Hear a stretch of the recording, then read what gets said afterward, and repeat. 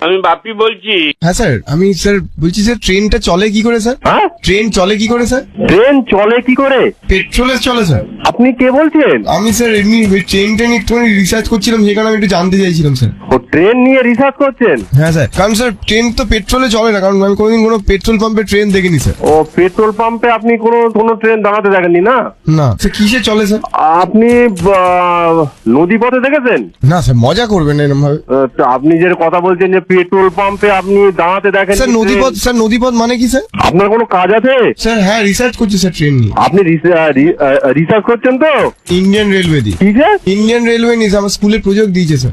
আপনি একটা কাজ করুন। স্যার আপনি বলবেন না, আপনি আমাকে তুই করে বলুন বা তুমি স্যার। না না, আমি তো তুমি বলতে পারি না। স্যার, আমি অনেক ছোট স্যার, আপনি আপনার ছেলের বয়সী স্যার। ছেলের বয়সী ঠিকই আছে। বাবা।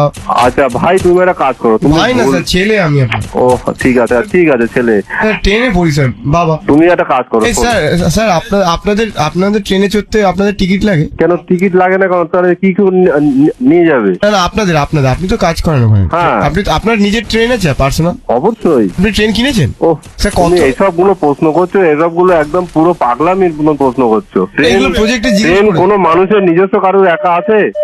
ও থাকে না এটা স্যার। কন্ট্রোল রুম, এটা খুব বিজি জায়গা। তুমি এখানে আর ফোন করো না। স্যার গাড়ি থাকে তো মানুষের। তুমি এখানে, এটা কন্ট্রোল রুম ভাই, এখানে ফোন করো না। স্যার হাত জোর করছি স্যার, নাহলে আমি প্রজেক্টে ফেল করে যাবো স্যার। তুমি